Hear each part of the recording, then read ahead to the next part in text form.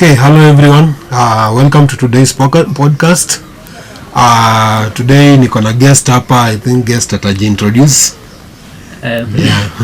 Thank you Bana for hosting me today. Okay. In your podcast, and naitwa Kelvin Kiptoo. Yeah, and I'm the founder and CEO of Urban Craft Interiors, and what I do in life is more of entrepreneurship and selling. And today we are going to talk about it more too. Yeah, so today nataka tuongee about business na to educate watu how business is run, what are the ups and downs, the do's and don'ts of business. Na maybe you can start with your business, how you started. Unaweza tuambia how did you start and how has it been all through the time zile umekuwa ukioperate? To be honest, Bana, I've done a lot of business. And nimekuwa in business for so long, since I think 2015. Then I had a movie shop. Nilikuwa nauzia same movie, you know. Okay. Movies hizo time ndo ilikuwa kitu ina trend. Yeah. Internet haikuwa, you know, after COVID ndo things zika switch to some other levels, and I had a gaming shop as well. Kulikuwa na wase hapo wanakuja magamers, playing them, because then used to be in campus. Unajua tu life ya campus venye iko. Maboys wanapenda kujibamba, and it was a booming business then we were making a lot of money, but hakuna kitu tulifanyia because you know ujana ni moshi. Inapita. So how did you think about getting into urban craft and working in furniture? Your transition ilitokaje from the business you are doing initially to this one? Okay, let me tell you a story ndogo. So back then, I think from 2016, tukiwa na movie shop, nikiwa na movie shop and a gaming house. To stay in that business, and you know, there is one thing that happened for sure. COVID will come. That is the first thing. 2020. COVID ikakam, vitu zikaanza kuchange. And hiyo 2019 PS5 ikakuja. And I used to have PS4. Okay. So unaona technology ili change, watu wanataka kucheza PS5. Hii PS4 tena imekuwa story nyingine. Imekuwa useless. People don't want it again. Okay. They want to upgrade. So in that transition ya COVID, pia internet ndio ilikam hiyo time, ikakuwa even more sasa internet imekuwa active, kila mtu anakuwa na net kwa nyumba yake. Wi-Fi ikakuwa cheaper. Ulikuwa unapata hadi Wi-Fi ya Safaricom ni 7000 10 Mbps. Ika move from 7000 to 3000. Okay. During that period pia busy ya movie shop pia ikaenda hivi. And then again I was in Meru, so pia mimi nika juu ya COVID nikaenda home, kutoka home tena nikataka kuchange locality and stuff. So I stayed there 2021. Then nikaamua nifunge. Okay. So after kufunga I stayed huku tu nikiwa bado thinking about a lot of things, you know, as an entrepreneur. Before you start something, you're first to think. So nikithink about it, urban craft ikakam. And just there's something I've missed. So up around 2019, I used to make furnitures now. I had a friend. Sasa mimi mwenyewe nilikuwa nashika hiyo nyundo, naingia hapo, natengenezea watu kiti. I remember there's a friend, nilimtengenezea kiti ya pedicure and manicure. Kuna mwingine hapo kidogo, kiti ya alikuwa na electronic shop mahali hapo. Akapata kiti nikamtengenezea, because that nilikuwa na hiyo movie shop, and on the side I was doing these other things, ya furniture. So that is where the interest came from, mostly. So what was the journey like from your time uliamua ku start business ya furniture to the present? Najua ulikuwa na challenges, but you are still here, which means there's 1, 2, 3 things you did to overcome those challenges. Maybe you can share that a bit. Okay, so since starting this business, there's been a lot of challenge. Mingi sana, but you know, as an entrepreneur, every day you have to re-strategize and focus on new things. True. Because kama in furniture business, there's a lot of dynamics. There's because you are making a furniture, there's when you want to get the materials. There's the materials part, then there's the labor part. So someone when in a situation where you find like you have a fundi who is qualified, who does his job without supervision. Okay. So hiyo ndo challenge kubwa sana that has been happening, and the transition imekuwa too smoothly. But you know, as an entrepreneur, you look into the future. You don't look into tomorrow. You look, when you strategize for like 3 months, a strategy for 3 months, 6 months, 1 year, 5 years. So you sat down and strategize. Did you write all these things down that you wanted to do, and then you started doing them, or you were just moving and coming up with new strategies as you go? Okay, so to start, before starting this business, we've got a business plan. Yeah. The business plan shows all the plans that you have for the business. And when you start a business, there's something that I think, because you know, I went to uni and I graduated with entrepreneurship and management degree. Yeah. So you know, in business, first, when you want to succeed, you have to work with the data that you collect every day. So if today a customer comes, you have their data, so they become a commit or a lead or a buyer. Now this customer, what we used to do is after 6 months, after collecting data for 6 months, we sit together, and then we discuss on how to re-strategize. Like now it's a new year, and we have a few strategies that are in place. Things that you want to accomplish for this year. Yes, for the whole year. Yes. So mostly we strategize for 6 months using the data that we have collected. Yes. What are some of the mistakes that people make when they start business? The common mistakes that you think people make that hinders them from succeeding in that business? Okay. What are some of them that you can maybe? Okay, I can speak from my experience as a young person. You know, there's us, the young people we are in business, and there's the people who have been in business for more than 20 years. You know, the dynamics is not the same. It's not the same. Yes. So for the young people, the only thing that that hinders people to succeed is let's say greediness, and being unable to arrange your finances. You know, once you arrange your finances, it means that you have projected for maybe even 6 months. And when you have projected for 6 months, you'll be collecting those data for the 6 months. Then you get to re-strategize. But when you do not have the finances, you are not able to strategize, because maybe you get 2,000 instead of saving maybe 1,000. You want to use all of it. And the way you are using it is not in a good way. Like for me, when I was in campus, there was a lot of things.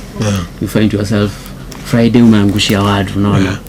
Kila mtu nini make bash nini changamka na watu, do imeisha na ni pesa ya biashara. So you love to restart. So hizo mbili, mismanagement of funds and not being able to strategize, you know, pia sometimes it causes people to fall out from their goals. And do you think there are maybe goals that someone needs to write down before they start a business? And do you know, people write goals down but they don't really follow them? Sure, that's so true. Is there something that they can do to make sure that they follow these goals, or does it just boils down to discipline? So for example, in business, at times you have to separate business and personal. So there's personal goals, ile ya kwako na watu wako, umepanga hivi kesho nini next month nini after 6 months nini. But now there's business goals. The first goals that you should have as an entrepreneur is to make profit. When you want to, when you put profit as a goal, for sure you'll be able to chase it, because it's something that you want to achieve. And profits comes from sales. So if maybe you are an entrepreneur, you need first to maybe be a good salesperson. So those are some of the few goals. Like as an entrepreneur, you need to have. Umewahi kuwa na experience ya a very bad experience maybe na customer, something that ulikaa chini ukasema we ina ni kama inanimaliza? For sure. Maybe unaweza share one. in this maybe size in urban craft I've not interacted badly with a customer. Okay. But there are some customers who have entitlement because they are promoting your business. Okay. Because someone is thinking that, or maybe let me not say is thinking, mtu anaona akikuja kununua kwako is entitled to tell you whatever they want. But for me, I think I've been able to maneuver. I have so many bad experiences, but I manage them well. Through. You know, when you manage maybe an incident, you are able to pull through well. But if maybe mtu amekuja amekutusi, hata hujui kufanya hii, then if you interact with them and you start, hata wewe unaanza kupandwa na kiburi, unaanza kuongea mbaya, you know, customer is always right. Umekuwa ikuwa na specific incident ile mtu alikwambia kitu alafu maybe ukafeel to vibaya, ukarudi home ukakaa chini ukasema we una amenipasha kitu kama hiyo? I don't think I have. So far sijawahi. So the only thing that you know, I do other things apart from urban craft interior. So there's this day you know, I was supplying something to someone. So nilikuwa nimempromise kitu kesho utapata. Apparently kesho ikafika, hiyo kitu hata sijaweza kuitrace, sijaipata penye iko ndo nimsupplyie. Now that person akaniambia hata sijui kazi yangu, sijui kitu nafanya. I'm just yani aliniambia mambo mengine yenye hata ndio niko shock kwa business. Kuna watu wanapitia vitu kama hizi, so unapata mtu ameambiwa tuseme kitu kama hiyo, wewe hatujui kazi yako, wewe hii kitu unafanya hii sioni, hii hujui, then anarudi anakuwa discouraged. Unapata after a week ameamua kufunga hiyo biashara na kuachana nayo. So those things kumekuwa na hizo ups and downs. Those things as a business person you need to learn on how to overcome them. Kama venye wewe mtu aliniambia hivyo, for sure I sat down, kwani ni wapi sijui. Unashangaa kwani ni nini au mimi ni wapi sijui. And from there unaweza pata your weaknesses that even someone else haizi kuambia, because you start with yourself and you ask yourself questions. Kwani huyu jamaa kwani mbona aliamua kuniambia hivyo? He had a reason. Like for that time the reason was I overpromised. Okay. So I learned on how to maneuver on overpromises. So una manage ile kitu unaambia customer. Kitu unajua unaweza achieve na kitu huwezi achieve au usemi. Na if you are able to manage the way you promise your customers, you'll get customers who you'll retain them, and they'll give you referrals. You know, there's somewhere I read customer when a customer buys once, that is just a normal customer, and it doesn't have a long-term impact. But when that customer is satisfied, next time he'll come and you'll have retained him and he will buy from you. If maybe to mean like our business in furniture, if we are able to satisfy our customer needs, it means that our customers will come again. So kitu yote kifanyika kwa nyumba, furniture ikivunjika, unajua mtu anaenda na unapata mtu akikutrust sasa, hata unaweza mfanyia kazi kama ako mbali. Anaweza kuwa ako mbali akwambia enda hivi, pia tusimu nakwambia kevo fanya hii fanya hii, upate house manager. Huyo house manager atakuonesha na utanisort, na huyo customer atakurefer to their friends. Hiyo ni kweli. So you know that one is a satisfied customer and is your big customer. Is your top customer. You have mentioned that you do a lot of things. Yes. Not just furniture only. Yes. How do you manage to balance hizi vitu nyingi, because unapatanga mtu akikuwa involved kwa a lot of things, utapata kama kuna challenge ya kuzimake zikuwe perfect, kuna hiyo challenge ya sasa ajui pale yake mind yake iko inawanda, hayuko sure na which one is which. So how do you create that balance? First is the ambition to achieve more. Ambition to be able to maybe fulfill your needs, having that extra income, invest in your business, and having long-term goals. So to achieve that, you have to plan yourself. Kama umesema from hii mahali nitakuwa naenda from, ama hii job naweza kuwa naenda from 8 to 5 ama 8 to 4, from 4 to 7 you are done. You're done. So like for me, I wake up at around 5 in the morning every day, apart from weekends. Unajua weekend pumzika kidogo, so that Monday you refocus. So nikiamka, I go to another job from 7 to 4. From 7 to 4 I come to Urban Craft Interiors. Now this is where I come and analyze the activities of the day, what happened. Unajua business imekuwa hivi, kumeenda aje, customer mgani, huyu customer ametengenezewa vitu zake ama bado, and such sort of things. That is from 4 to 7 or to 8. See, you see sometimes tunakuanga hapo pamoja mpaka saa 2. Kweli. So if you are able to manage your time, for sure you'll be able to achieve working even 2-3 jobs. See, watu majua they work even 3 jobs. Watu wanafanya 3 jobs, 4 jobs. 4 jobs. Yeah, so if you're able to manage your time, and one thing that maybe I could tell someone who is confused, focus on that job that has money, and this other one unaiweka baadaye. So you can see like me, I work from unakuwa na main job, alafu kuna hii side ile unajua ina support livelihood yako, and then you have another one. Yeah, that is building your future. That is, that will achieve your future or your ambitions. You know, business is the only thing that can make your future so bright. Employment, unaweza kesho mtu unaweza amka uambiwe job imeisha. Jipange. We no longer need you, and in jobs everyone is replaceable. They can be replaced. But no one can replace you from your business. From your business hakuna mtu anaweza. Hata ukikufa, your kids will take over. They will continue. Utawaachia kitu. You see, people have problems with managing finances, especially kwa business. Unapata mtu ameanza biashara, amerun 3 months, ile capital alikuwa nayo probably imeisha, zile vitu anatumia probably zimeisha, ana capital ya kuendeleza. Unapata sa business last 5 months imekufa, 1 year imekufa, unashindwa nini inaendelea. Where do people go wrong? Wapi wana getting everything wrong? I think it's simple. If you do a business and you make a profit of 2,000, at least save 1,000. That 1,000 is for the future, and the other 1,000 it can be your expenses, and also to reinvest back in business. You know, the best thing is to reinvest back in your business. In your business, yes, because if you don't reinvest regularly, things will change and you'll lose a lot. So the only thing that can save you from not collapsing is saving. So we need to have develop that culture of saving even more and more and more. Yes.